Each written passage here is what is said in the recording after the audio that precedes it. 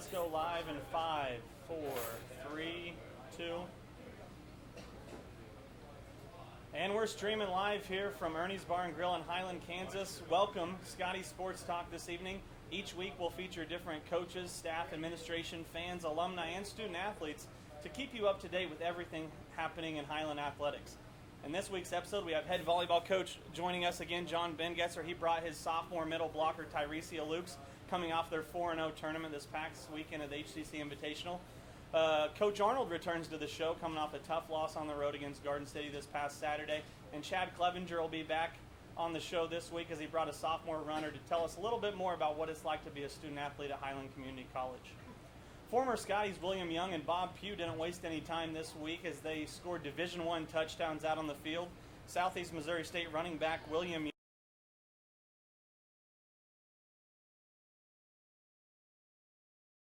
way to a 61-yard rushing touchdown.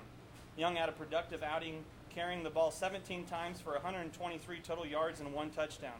Southeast ended up losing to Memphis 17-35. Young played in 5 games last year for the Redhawks. He had 5 total carries for 20 yards and 1 touchdown last season. Young is also a Southeast Scholar athlete.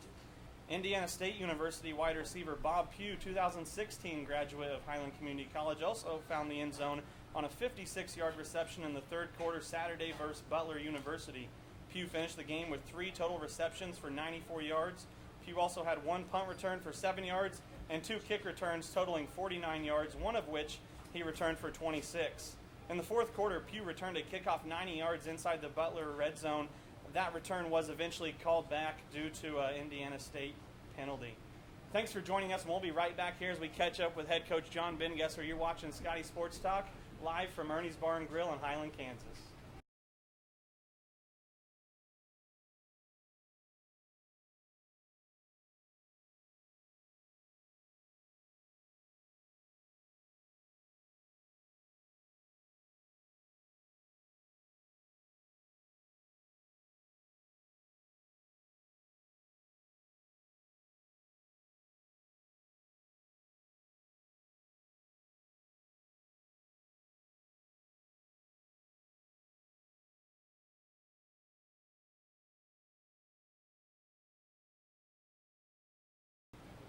And welcome back to Scottie Sports Talk, streaming live from Ernie's Bar and Grill. We're here with head women's volleyball coach John Bengesser. John, welcome back to the show.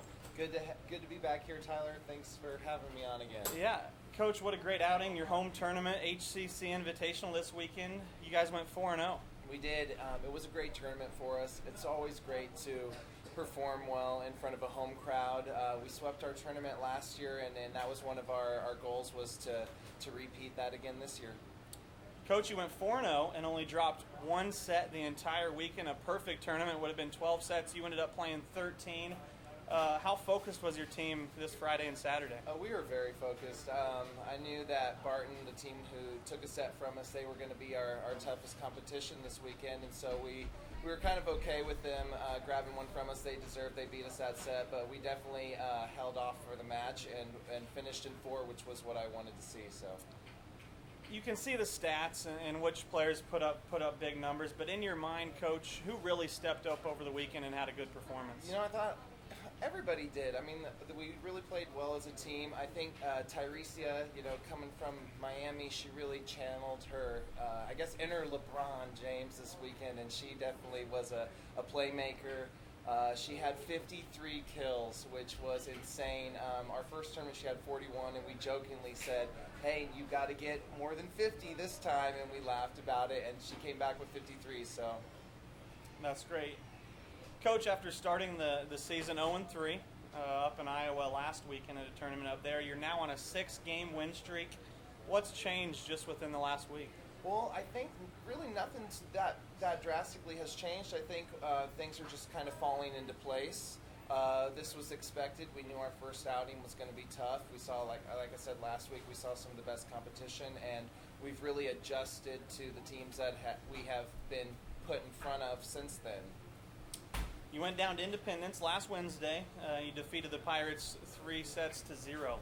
Did that kind of get the ball rolling, kind of that momentum shifted into coming into the HCC Invitational this past weekend? It did, and we needed to play someone else, too. That, like I said, that first weekend was tough, but we needed to get our season kind of going, and so Independence really did start the trend.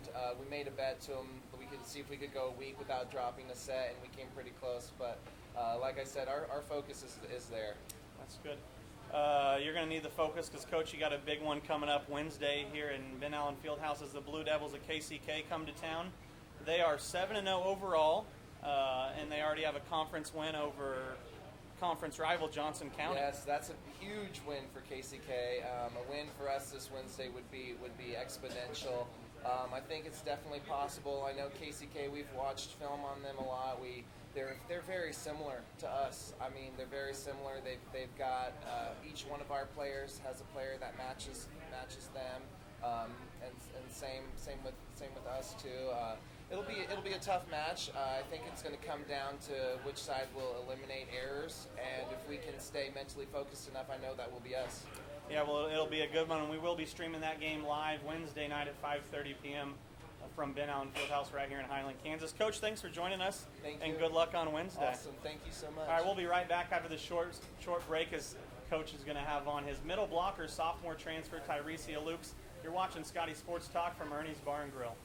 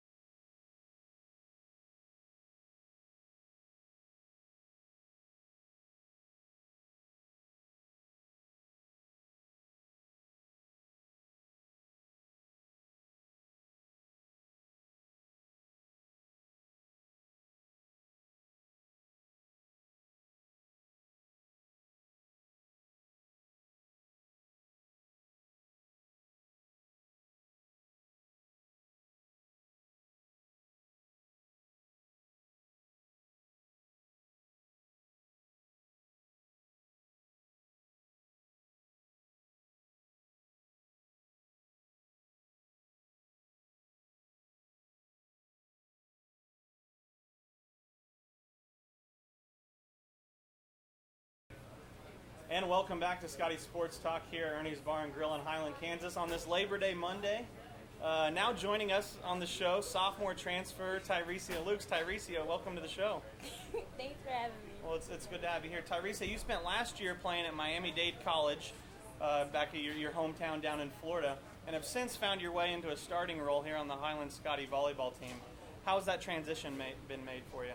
It's been good. Like when I came in, I seen like John was telling me, oh, the team's good, and the team is really good. But I don't know, I had to focus in and stuff, and I'm getting the hang of it. That's good. Tyresia, you stand at 6 feet tall, but your wingspan, I know I've seen it, is way more than 6 feet. I don't know if it stretches 7, but it's pretty close. That wingspan has actually put you number 1 in the conference in blocks this season so far. As a player, in particular as a blocker, what are some of the keys you look for in opposing teams' hitters? I honestly try to get over them. Like, I try to get over them when they hit, so it'll go straight down. Like, that's what I do. Are there some keys or clues you're looking for as you're watching them? As long as my outside blocker set the block, I'll get there. You'll get there? Yeah, Okay, get great. there. Well, another great performance over the weekend. You recorded, like Coach said, 53 total kills. That puts you currently in 5th place in the Jayhawk Conference overall with 94 total this season. How have you managed to be so successful in hitting just... Oh, John's always in my ear. Swing to one.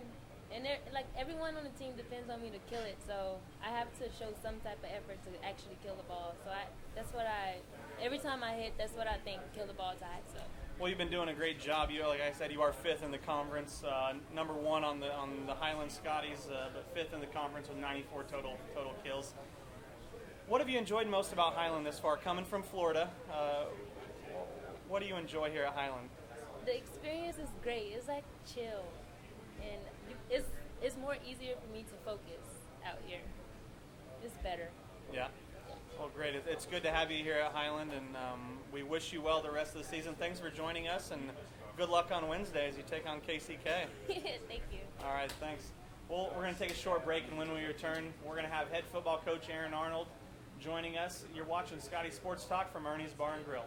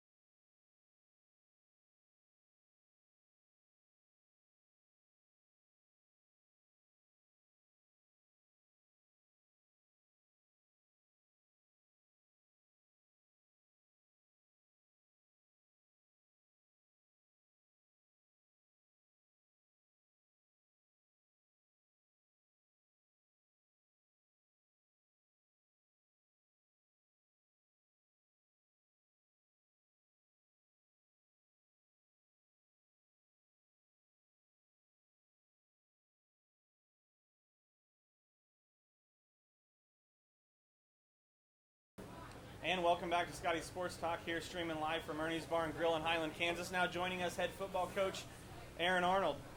Coach, thanks for joining us again. Good to be here. Thanks for having me. Coach, tough one on the road last Saturday out at Garden City. The Scotties lost 7-13. Coach, Garden City put up 13 points in the first quarter. Due to the good field position they had, both times they scored, they started inside of our 50-yard line. What changes did you make that shut down their scoring throughout the Changed a whole lot, so much as we just got woke up. You know, we struggled to get off the bus in the game. There's a lot of things that go into it. It's a 6-hour road trip. It's our first time staying overnight. For the majority of our team, it's the first time playing an afternoon game, evening game, and we just ourselves for really like the first quarter, and we just kind of got off to a slow start on both sides of the ball.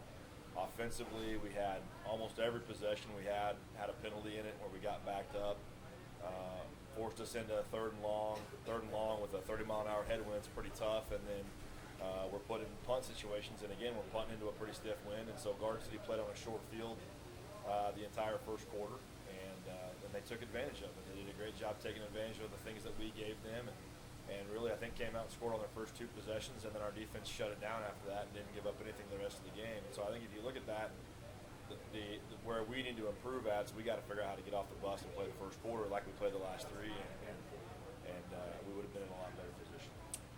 Back to the offensive side of the ball, the Scotties only gained 2 first downs in the first half.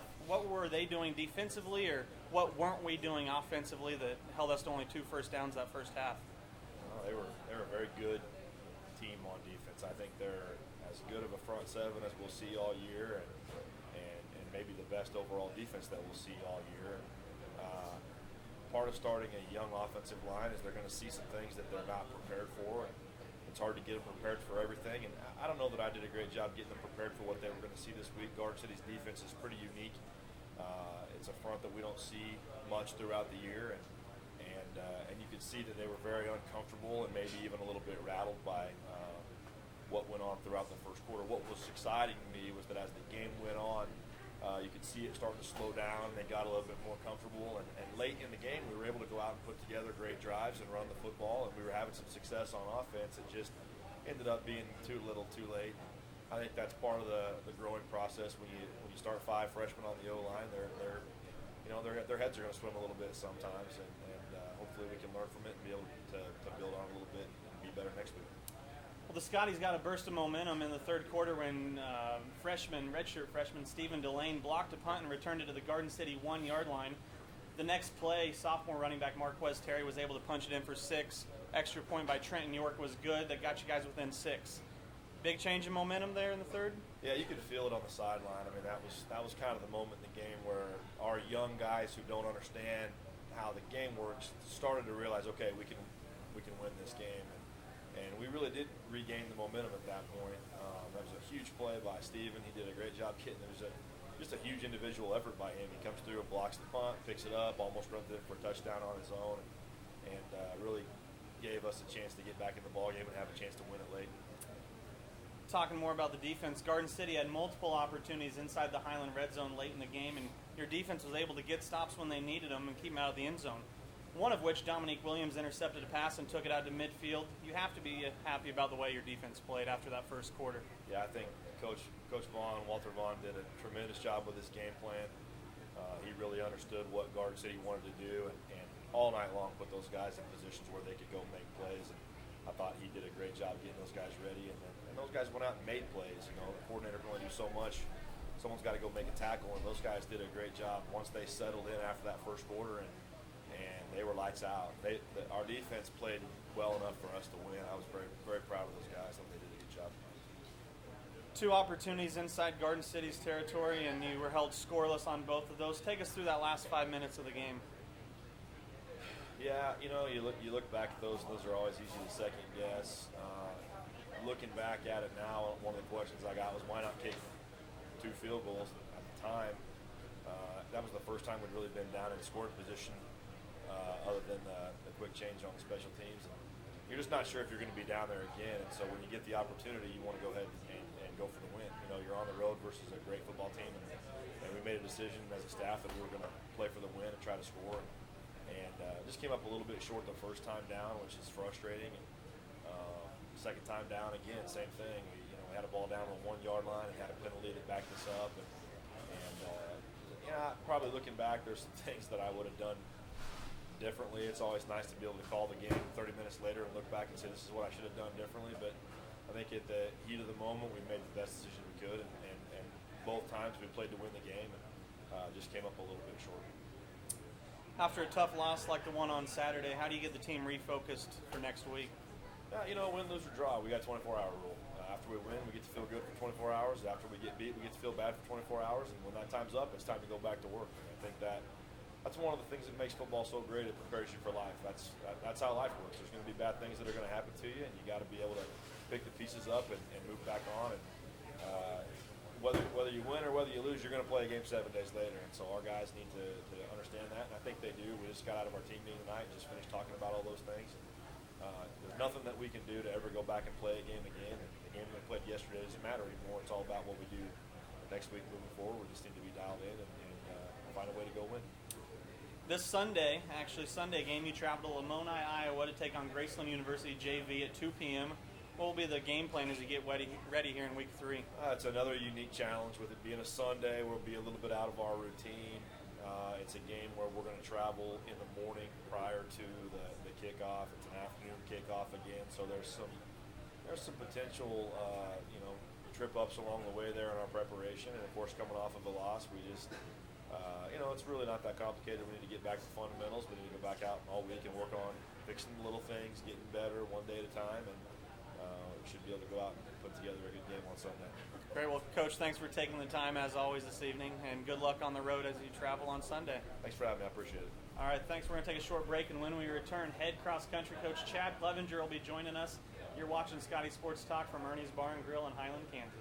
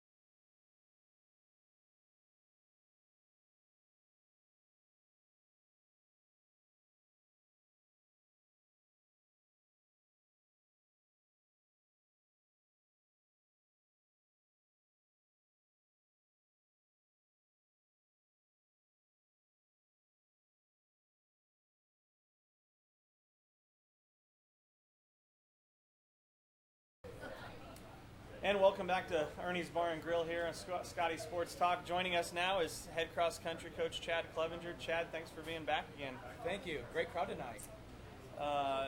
Your teams, both men and women, just got back from a very competitive race in South Dakota, the Augustana Twilight at Augustana University, where there were 28 teams of all divisions on both the men's and women's side, and over 200 runners on both sides as well. What's that experience like, a race to that extent? What's that experience like as a coach? It's an electric experience. I mean, it's exciting. We got a DJ playing music. I mean, it's wild. And we get to the starting line, and one of the girls looks to their right, and they go, "That's Kansas State Manhattan, right?" I was like, "Yeah." And they're like, "That's Nebraska Lincoln right there, right?" So I mean, we got to really see some real big teams there. It's a great experience. The men's team finished 11th overall and second out of all the community colleges that were there and participating.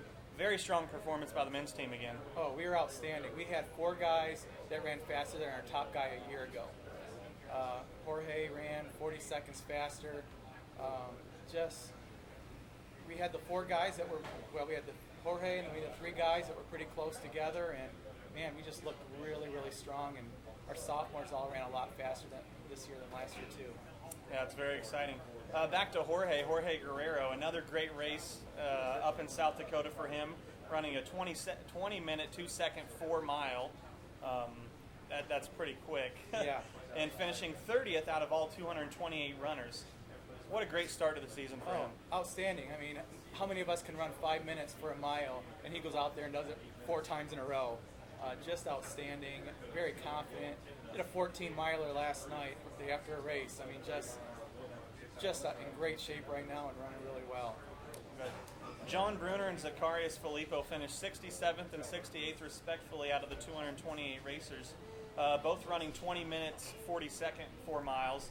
Not bad finishes considering the competitiveness of this race. I was talking to them after the race, and they just loved the fact that they just were continuously passing people.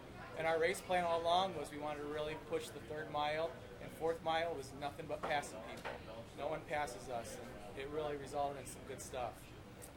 On the women's side, they finished 17th overall and also second in community colleges there in attendance.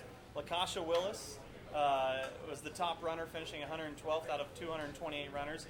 She ran much faster than she did a week ago, running 19 minutes, 17 seconds.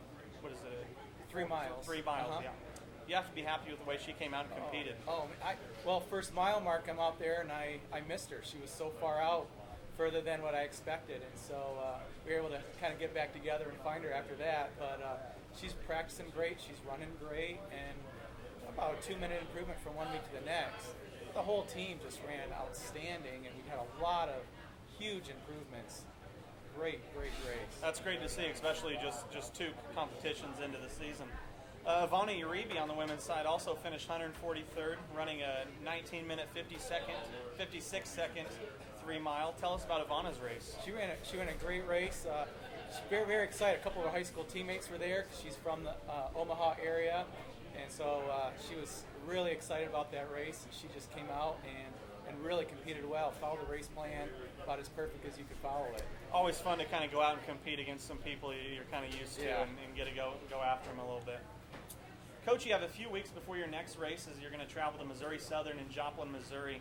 What does the workout plan, kind of practice plan, look like for the next 12 days until your next competition? Pretty heavy week coming up. We've got a big workout tomorrow. We have long run last night, big workout tomorrow, and then Friday is probably the biggest workout of the season so far. So we got a lot of work. We're not just taking the weekend off. We're getting to work. Well, a lot more running than I want to do, especially at this age. So, Coach, thanks for stopping in and talking to us a little bit more about your team and how they're doing. And good luck as you travel in a couple weeks to Missouri Southern. All right. Thank you very much for having us. All right. Thanks, Coach. We'll be right back with Giselle Santiago, women's cross-country runner. After this short break, you're watching Scottie Sports Talk, Ernie's Bar and Grill.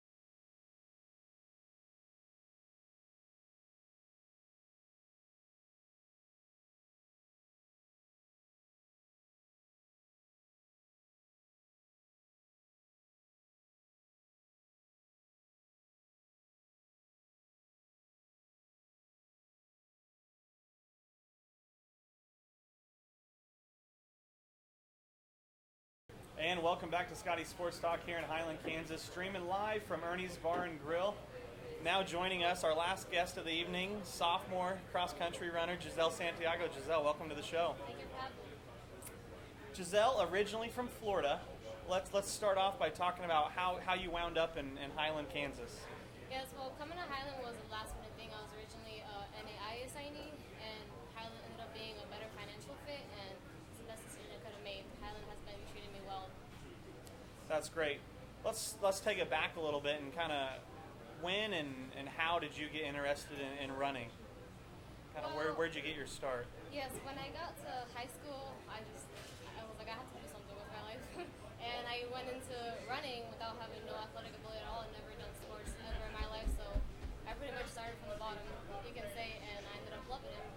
Well, you got a college scholarship for it, so you did really well for yourself in that aspect. What are some of the differences you've noticed from freshman year last year for you and already this year as a sophomore? Yes, well, I definitely think I've improved a lot in running-wise and definitely being more responsible, moving all the way from Florida and coming here by myself. And we have a really good team this year. I'm really grateful we have a really young group of talented runners, and we all push each other to be the best. And we've definitely have a good team. That's great. You did a great performance last Friday up in Augustana, South Dakota. How fun was that night run? It was so much fun. There was music playing. They had the whole race lit up with glow sticks, and we all PR'd, if not everybody PR'd, and it was just so much fun. It was one of the best races ever. That's what you got to love about sports, having fun while you're doing Yes. it. Giselle, you're very active on campus. You're a resident assistant. You work down in the HCC bookstore. Yes. Obviously, you're on the cross-country team as well as the track team. How important is time management as a student-athlete? Time management is super important. Being a college student, there's just not enough hours in a day to do everything you have to do between homework, studying, working, and being an athlete. So you definitely have to learn how to make time for everything and prioritize things that are important. Yeah. Well, Giselle, you're doing a great job, and have fun the rest of the school year. Thank you. All right, and that wraps up this week's episode of Scottie Sports Talk. Reminder, next Monday we have a home volleyball game, so we will not be streaming live here from Ernie's Bar and Grill. But be sure to tune in at 5:30 p.m. for home volleyball as they take on Bethany College. Be sure to keep up to date with all of Highland Athletics by checking out our new athletic website, ScottieAthletics.com.